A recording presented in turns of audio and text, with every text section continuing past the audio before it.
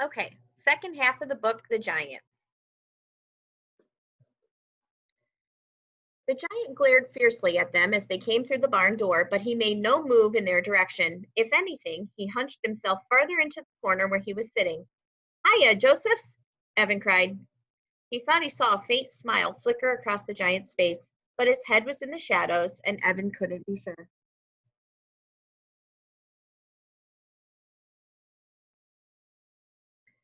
He placed the painting on an easel that was standing in the middle of the floor and then squeezed some paint onto its palette.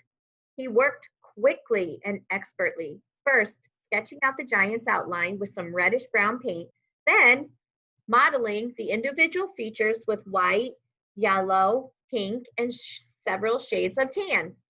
Evan looked back and forth from the painting to the giant huddled uncomfortably in the corner. As Joseph's began to take shape on the canvas, he was fading in real life.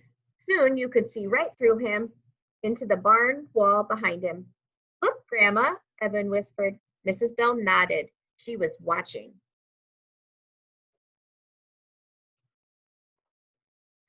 In a short while, the giant's head, arms, and enormous feet were finished. Only his body and legs, in a massive pair of dirty overalls, remained seated in the corner of the barn.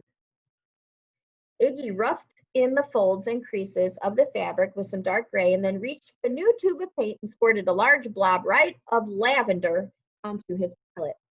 What's that for? Asked Evan. His overalls, answered Iggy. I'm giving him stripes, just as he had before. It was true. In the original painting, the giant had been wearing a striking pair of purple striped overalls, but the real giant, or what was left of him, had on dirty, worn out brown ones. When you first dreamed him, Evan asked, was he wearing striped clothes? Oh, no. But look how dingy the brown ones are. I think he looks much nicer in the purple striped ones, don't you? Evan frowned. Then he clapped his hands together with excitement. That must be it, he shouted. That's what? Asked Iggy, dipping a brush into the paint. The problem. Don't you see? If you don't paint the giant exactly the way he looks, it gives him a way to get back out of the painting. Hmm, said Iggy, rubbing his chin and leaving a streak of purple paint on it. Makes sense to me, said Mrs. Bell. As much sense as any of this can make, she added.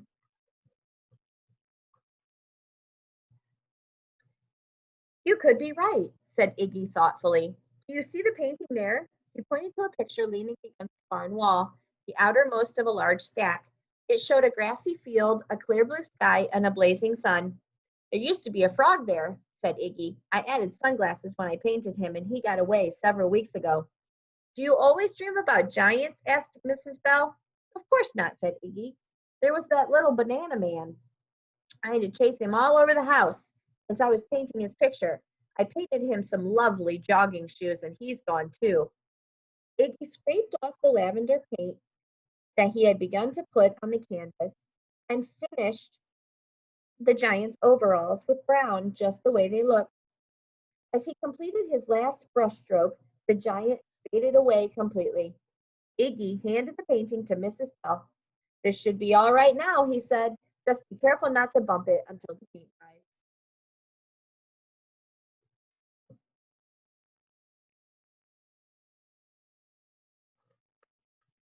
As Evan and his grandmother were getting into the car for the drive home, Iggy said, Wait a minute.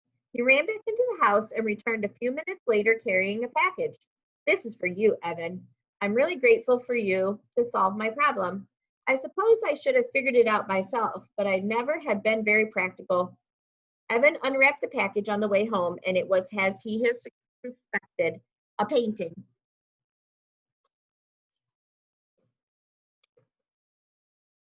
The End. The Giant by Nicholas Hiller.